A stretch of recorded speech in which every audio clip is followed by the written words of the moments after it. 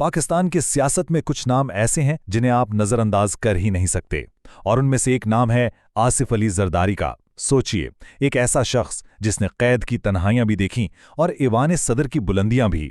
یہ سفر ہے سیاست، صبر اور اقتدار کے ایک ایسے کھلاڑی کا جس نے ہر مشکل وقت میں ایک نئی چال چلی۔ آئیے ان کے اس ناقابل یقین سفر کو قریب سے دیکھتے ہیں۔ اچھا، اگر پاکستانی سیاست کو شطرنج کی بساط سمجھا جائے تو وہ کون سا کھلاڑی ہے جس کی اگلی چال کا اندازہ لگانا تقریباً ناممکن ہے؟ یہ سوال جب بھی پوچھا جاتا ہے تو ذہن میں اکثر ایک ہی نام آتا ہے: آصف علی زرداری۔ ان کا پورا سیاسی کریئر ایسی حیران کن واپسیوں اور حکمت عملیوں سے بھرا ہے کہ بڑے بڑے تجزیہ کار بھی دنگ رہ جاتے ہیں۔ تو آخر یہ کہانی شروع کہاں سے ہوتی ہے؟ چلیں وقت میں تھوڑا پیچھے چلتے ہیں۔ تاریخ تھی 26 جولائی 1955 اور شہر تھا کراچی، جہاں ایک بااثر سندھی گھرانے میں آصف علی زرداری کی پیدائش ہوئی۔ ان کا خاندان کوئی عام خاندان نہیں تھا۔ سیاست اور کاروبار دونوں ان کے گھر میں ساتھ ساتھ چلتے تھے۔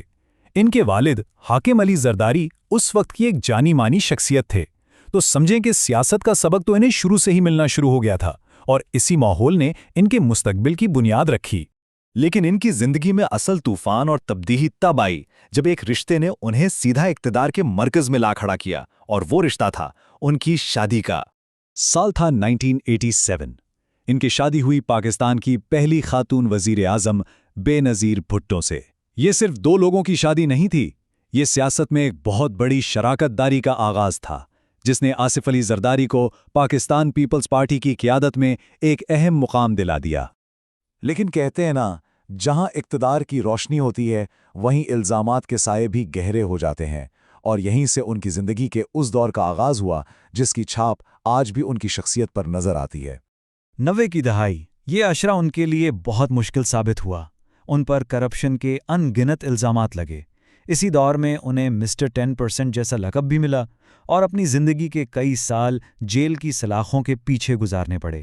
لیکن کہانی کا دوسرا رخ دیکھنا بھی ضروری ہے۔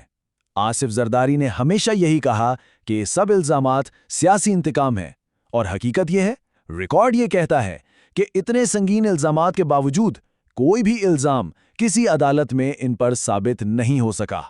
اس کے بعد وقت نے ان کے سامنے ایک ایسا امتحان رکھا، ایک ایسا سانحہ ہوا جس نے سب کچھ بدل کر رکھ دیا۔ دسمبر 2007 میں بے نظیر بھٹو کی شہادت نے پورے ملک کو سگوار کر دیا۔ ایسے بحرانی وقت میں جب پارٹی بکھر رہی تھی، قیادت کی ساری ذمہ داری آصف علی زرداری کے کندھوں پر آ گئی۔ انہوں نے نہ صرف پارٹی کو سنبھالا بلکہ اسے متحد رکھ کر انتخابات میں کامیابی بھی دلوائی۔ اور یہیں سے پاکستانی سیاست کی شاید سب سے بڑی کم بیک کہانی شروع ہوتی ہے۔ وہ شخص جو کچھ عرصہ پہلے تک قید میں تھا، اب ملک کے سب سے بڑے عہدے یعنی ایوان صدر کی طرف بڑھ رہا تھا۔ اور پھر وہ ہوا جس کا کسی نے تصور بھی نہیں کیا تھا۔ 2008 میں آصف علی زرداری پاکستان کے صدر منتخب ہو گئے، جو بلا شبہ ان کے سیاسی سفر کا سب سے اونچا مقام تھا۔ ان کے دور صدارت میں بہت کچھ ہوا، لیکن ایک چیز ایسی ہے جسے ان کی سب سے بڑی کامیابی مانا جاتا ہے، اور اس کامیابی کا نمبر ہے 18۔ جی ہاں، 18ویں آئینی ترمیم۔ یہ کوئی معمولی قانون سازی نہیں تھی۔ اس ایک ترمیم نے آمرانہ ادوار میں صدر کو ملنے والے تمام اضافی اختیارات کو ختم کر کے واپس پارلیمنٹ کو دے دیا، یعنی ملک کا نظام چلانے کی اصل طاقت عوام کے منتخب نمائندوں کو واپس مل گئی۔ یہ پاکستان میں جمہوریت کی مضبوطی کے لیے ایک میل کا پتھر سمجھا جاتا ہے۔ اور بات یہیں ختم نہیں ہوتی۔